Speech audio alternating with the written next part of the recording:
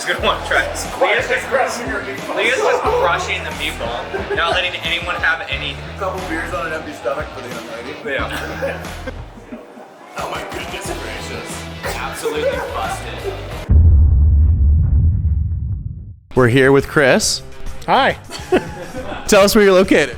9835 3rd Street in Sydney, BC. Come check out Small Gods Brewery. They're doing some really cool stuff, and this is that episode.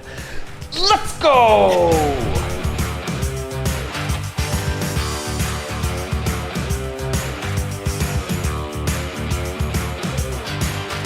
Chris, handmade beer in the back of the house, an Italian deli, and a full fine dining Italian menu. Fine dining might be a stretch, but Italian deli, yes. Explain yourself. What is this? We really wanted to bring a community brewery to Sydney.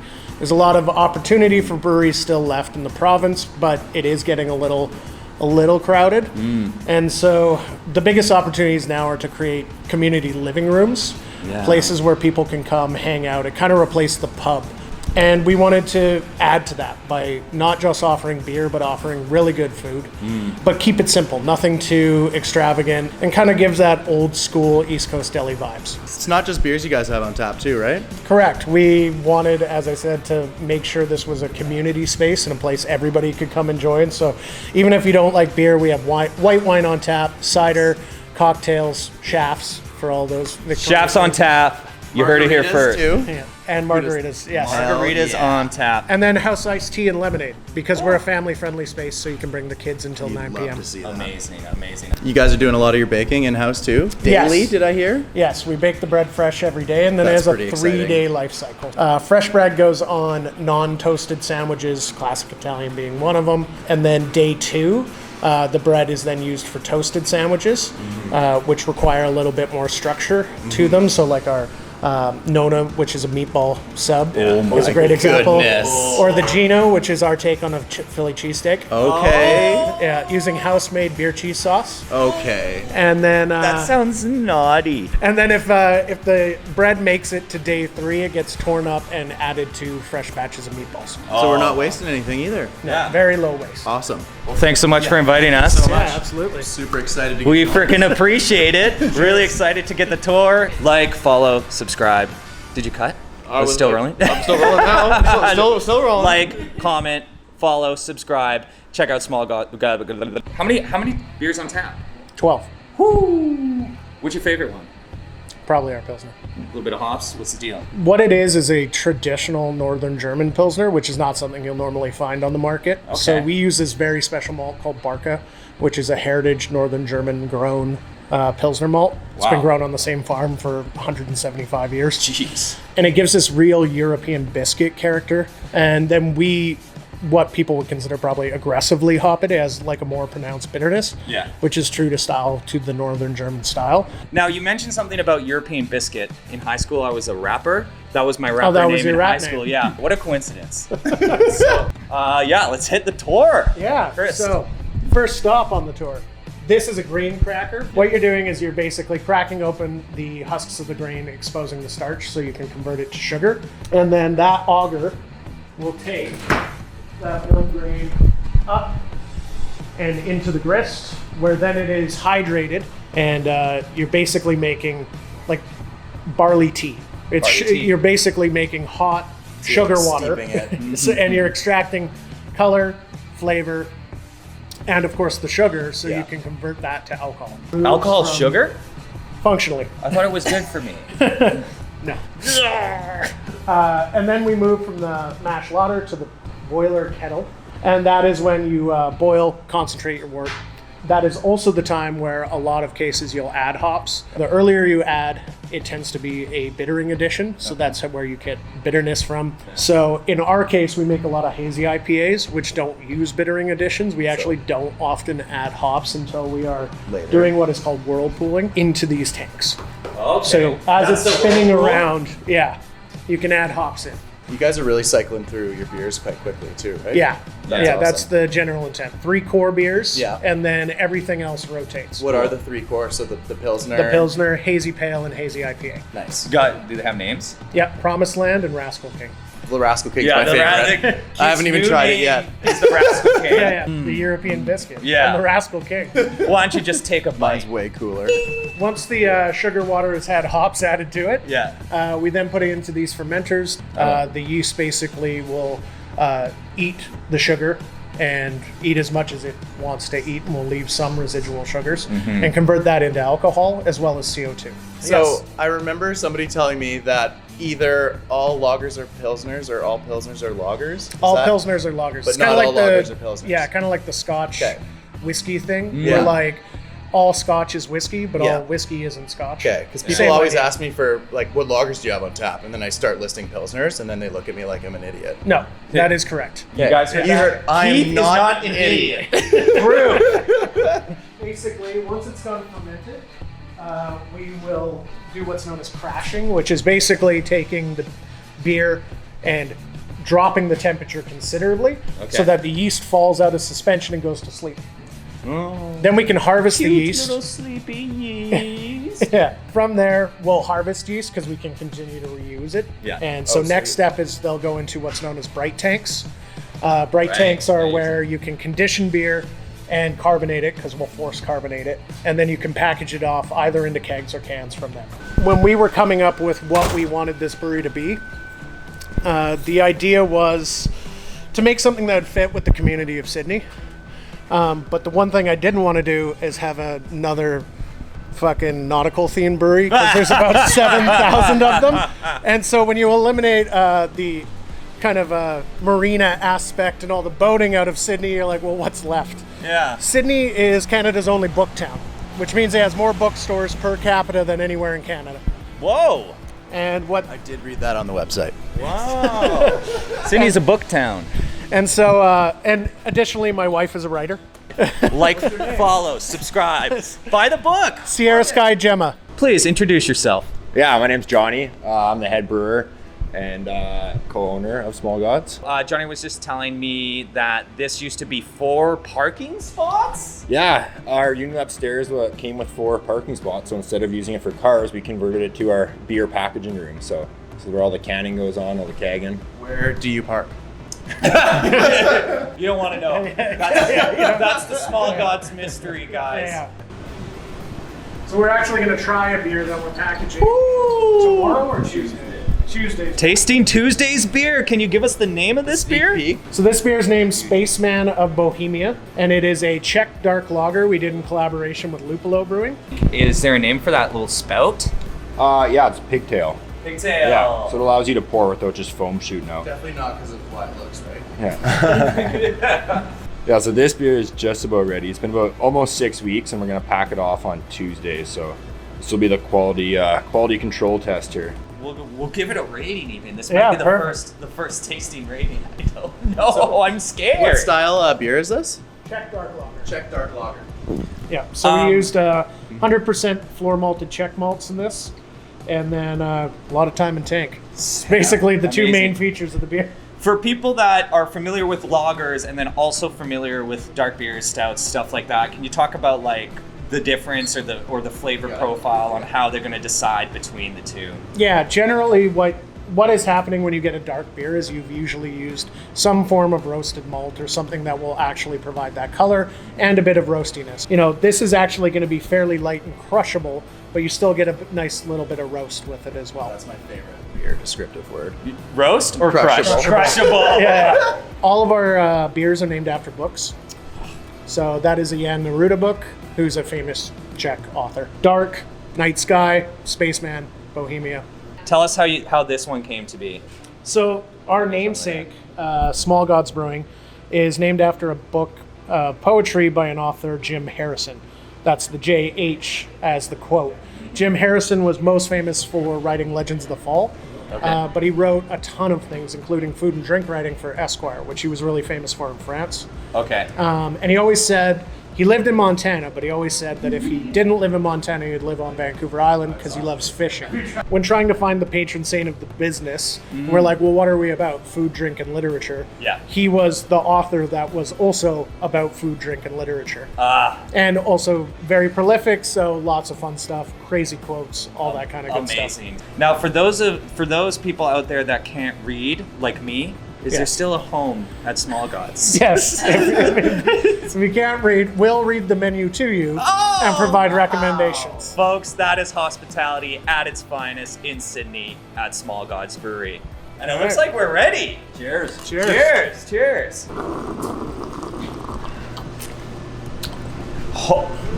Right off the bat, super tasty, guys. First, I don't think I've tasted one of your beers yet. It's awesome. You know, dark in color, it is giving a little bit of that, like, you know, like you said, roasted nuts, like maybe a bit of nutmeg or something. Still very light. It's not thick or heavy like a stout or a porter, so don't let the color fool you. Yeah, you could drink like 10, 12, 13, 14, 15, 16. Baker's dozen. Yeah, 24 of these in the summer or in the winter. You made a good dent in that, actually. Gee, what? I don't know Look what at happened. Got away from me a bit. It's crushable, like he said. Like he said, too. our viewers are gonna want to know the real notes, not just mine and Keith's fucking dipshit like thoughts. We're gonna want the brewer's notes. With a Czech style lager, Czech style pilsner, you always want to have some kind of hop character to it. So there's a little bit of bitterness here. There's a little bit of hops. We're using Czech Saaz hops that are grown in the Czech Republic. Kind of maybe like a little bit of like sweetness, like chocolate or date or something, but just a subtle little bit. And then you get a little bit of roastiness too. So there should be a little aroma coming off the hops. Yeah. Keith's almost done, so why don't we start with him? But yeah, I love a crushable beer. Something light, dark in color, not so intimidating to the palate. Yeah. I'm going easy 1.8. Is everyone happy with the scoring system? We've been getting a lot of messages complaining, arguing with me. Chuck, it doesn't make any sense. How do you rate something out of two dudes? How do you rate something out of two people in general? And to what I say to them is, this beer is super high quality, super tasty, and I would happily give it a 1.97 dudes. Really, out of two dudes. Chris. Well, seeing as I'm entirely biased and we own this place together, I'm going to give it 4 dudes out of 2 dudes. 4 dudes. You know what? That's never record. That's never happened on the show. But let me explain the rating system, how that actually works. Dude 1, dude 2, dude 3, dude 4.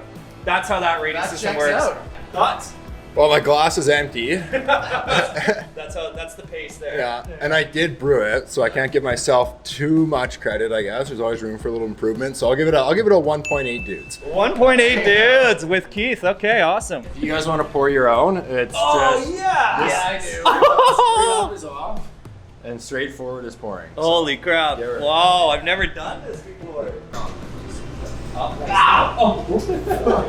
On? I'm not touching it while you're touching it now. Okay. See? No, put your hand on. There you go. It's in the hips. It's all you in went the too hips. far now. Okay. It's all in the hips, like I told All you. in the hips, That was a good strat. which are starting to bark. The way Keith was pouring it was cute. This is how it's done. Look, no hands.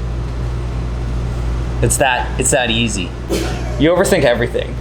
It's not really something I'm known for. Name 2 things you're known for. Being modest and incredibly handsome.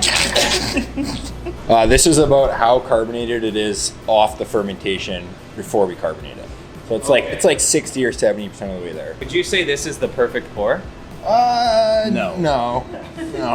You probably want a little more head on that beer. A bit more head. Oh fuck.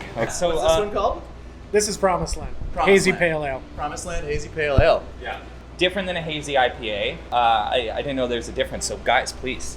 Basically just lower ABV. Yeah, It's, it's functionally the same 4.8%. thing. Yeah. Yeah, just allows you to have more of them. you get like the full hops flavor in certain pale ales, right? Yeah, I mean, it is like one of those things with the lower alcohol. Yeah. You have to make sure the beer is still balanced. So it's almost a bit more tricky to make a really nice juicy hazy pale ale than it is to make a nice juicy hazy IPA, I'd say in some senses. I like this one better than the last, but not by much. I'm gonna give this a 1.9. honestly, first sip I had, I wasn't even really paying attention, and I was like, "Whoa, Yeah, this is super juicy, super easy drinking." I don't know Loved if we got. it. I don't know if we got his reaction, but let's get a reaction of Keith's first sip. Whoa. Chris. Rating wise, I mean, let's amp it to 5 dudes because there's actually a 5th dude. There's a fifth dude. Yeah. So I really enjoyed this, and I'm gonna give it a full 2 dudes out of 2 dudes, guys. A full 2 dudes out of 2. I really don't mind the amount of carbonation. Like I almost would be like, It's like juice. yeah, it's I like could almost drink it too fast. Well, this is one of our 3 cores, and out of the 3, it was kind of the slowest selling, but now it's really picking up momentum, so people are liking it. But I'll give it a 1.9. 1.9 dudes. Are you copying me? yes. Because it's making me feel pretty good. Yeah.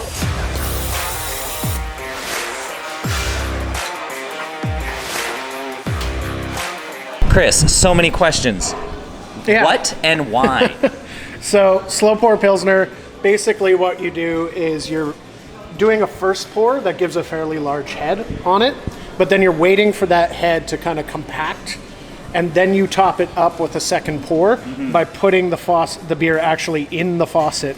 This little faucet is designed to do this, so it goes under and then lifts the head up, and you get like this top hat of head that sits above the glass.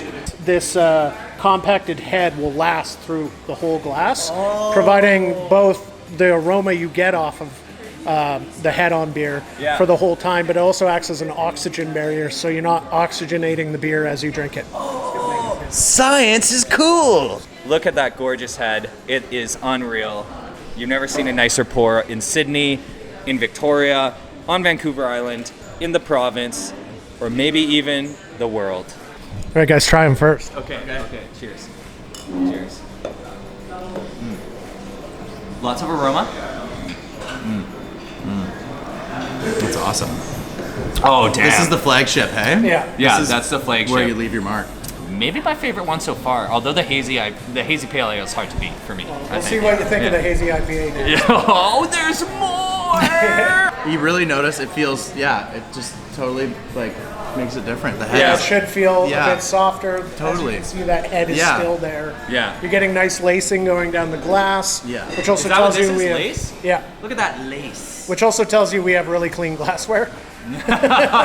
The Rascal King. The Rascal King, one of the core beers. And what is it? Sorry, Chris. So it's a hazy IPA. Hazy IPA. Yeah. And then Promised Land, which you had downstairs, hazy pale. Right. So this is the big brother of that one. Yeah. I love an IPA. I did not drink beer at all, maybe like 2 years ago. And I fell in love with IPAs weirdly. The Little Rascal King. It's a little bit naughty, like the beer cheese. Maybe that's what it pairs with. We don't know yet. Yeah, citrusy, fruity for sure.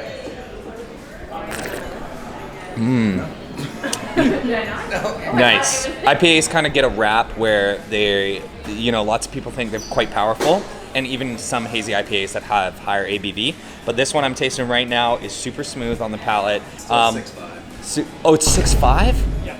It's 6.5. It goes down like a 3.2, dog. Rascal King. Named after me. Yeah. That's your beer. Jeez, you guys are not messing around. I haven't had one that isn't really outstanding. Yeah, dude. Straight up so simple. We haven't had one that doesn't absolutely slap. For real, no cap.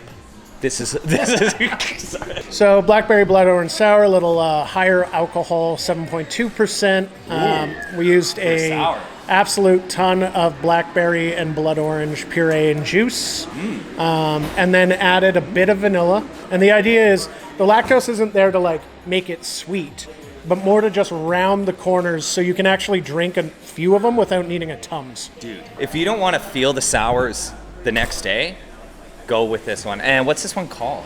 Voices in the Evening. Voices in the Evening. Okay. Oh, fuck, man. Seriously, no. This one's not messing around. It's unreal. Drinkability is one of our most important factors of all the beers we make. We want you to be able to crush the entire 4-pack in one sitting if you're feeling up to it. That makes a lot of sense to me. And this sour is top notch. nitro porter as well. So you guys are just doing a little bit of everything, hey? Yeah. Not making it easy on yourself at all. We wanted anybody to be able to walk in the doors and find a beer that they like. That's so cool. So, which means we carry a wide variety of beers. It's going back to that community living room thing.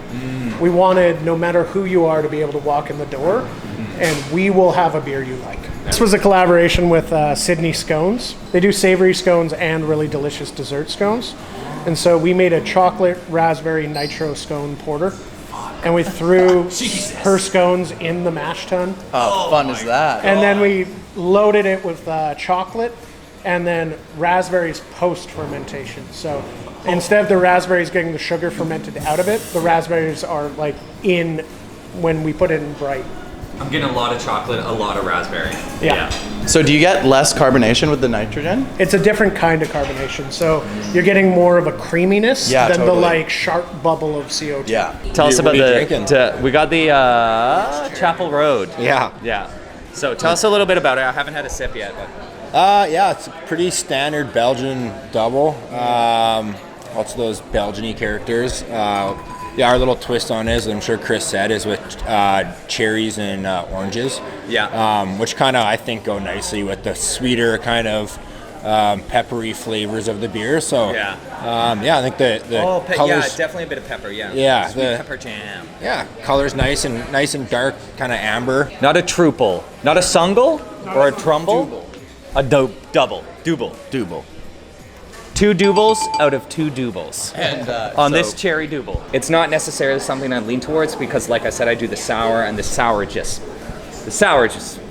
bussin' for real. This is something you guys got to make the drive to Sydney for. Phenomenal.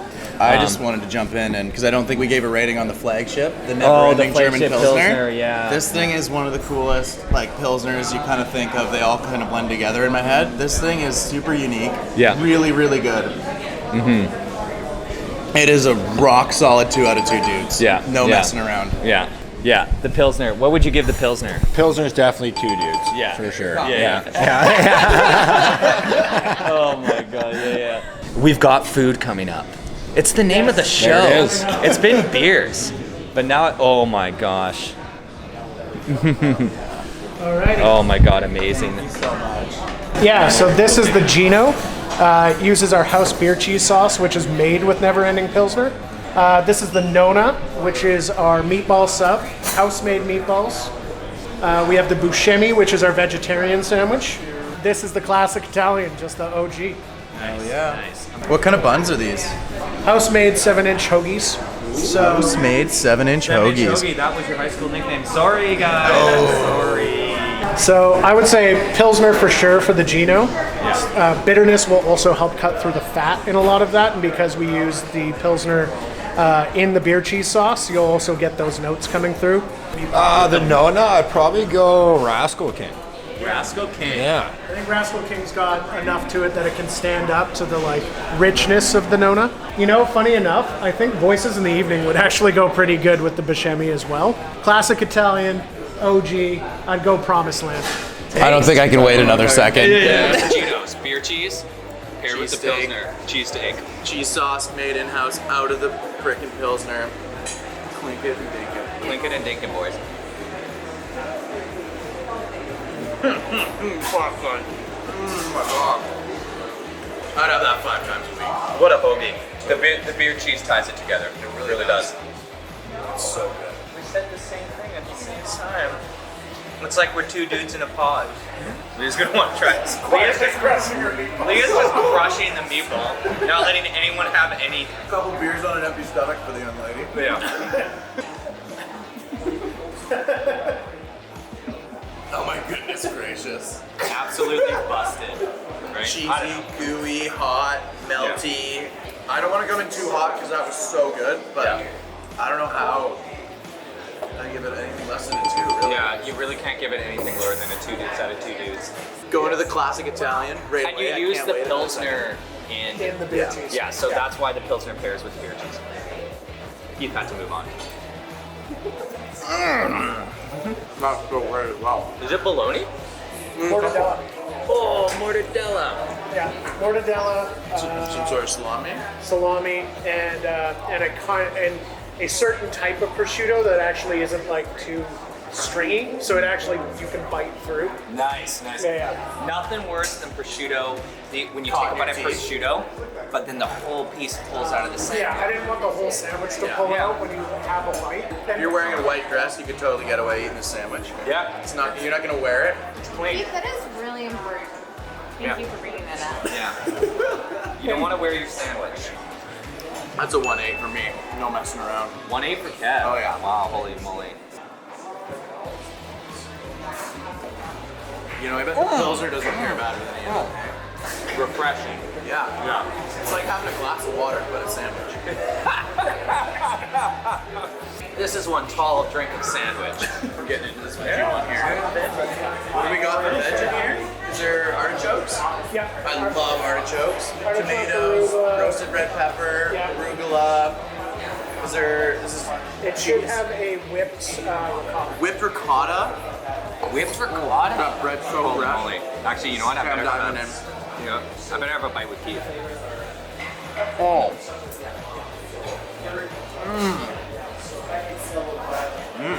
Artichoke hearts is one of my trigger words. So I'm gonna have a hard time not giving this a really high rating. Yeah. Super fresh, super light. You could eat this in 40 degrees Celsius heat. You'd have no problem. Yeah. It's a 1-9. A 1-9.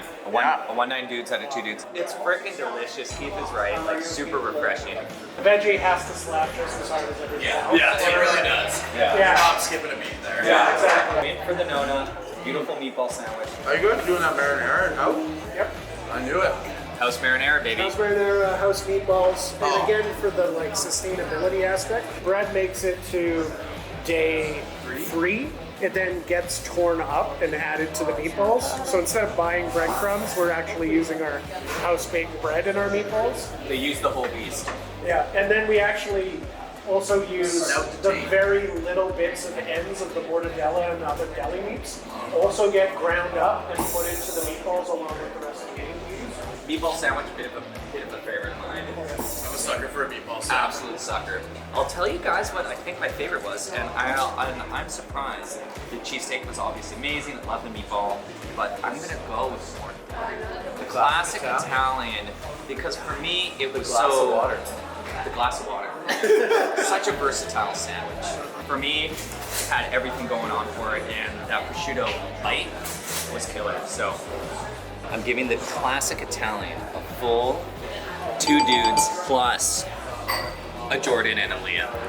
Out of 2 dudes. That's pretty special stuff. The beer cheese sauce on the cheesesteak sandwich with the Pilsner, just both twos. That's my favorite. If I was out here, I'd be having that every single day of the week for lunch. And shit. I'm not joking. Yeah. That is Yeah. so tasty.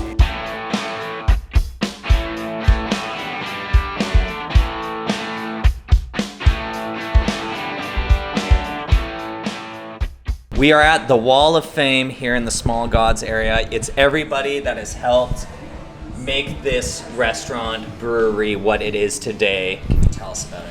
Yeah, so it's basically, you know how you go into an East Coast deli and there's like a signed photo of, you know, Stallone on the wall or whatever, and they have their celebrity thing, and I wanted to do an homage to that, but actually have it mean something more to us. Yeah. So it's a bunch of people who either helped build the business for us in some way, advised us, or inspired the business, like Jim Harrison, who is, you know, Small Gods is the namesake of the business, or Anthony Bourdain. This is our little version of a Wall of Fame. Chris, this was a absolutely lovely Sunday afternoon. Thank you so much for everything. Cheers. We fucking appreciate it. It was a blast. Absolutely. Overall, guys, Small Gods Brewery, 9835 3rd Street. Follow it on Instagram, TikTok, Facebook.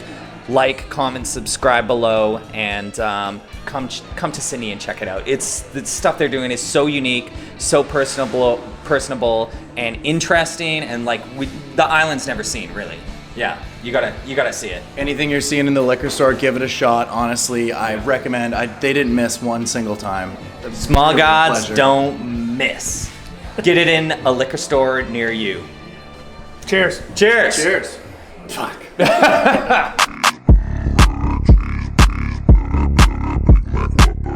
Well, guys, that's it for season 1. That's it for season 1. Thank you so much for tuning in. We appreciate everyone except for a couple of you. Yeah, well, still, we love you. Like, follow, subscribe.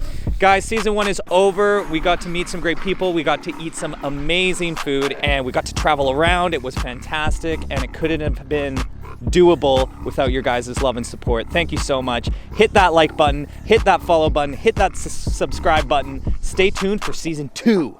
Coming at you. Season 2, dude, season 2. Can you believe it? How does that sound? That is freaking unreal. For season 2, comment where you want us to hit up. We'll make it happen. It's vibes out here. Vibes out here. Simply vibes. Gorgeous day. Thanks for tuning in, guys. We love you, and we'll see you for season 2. Over and out.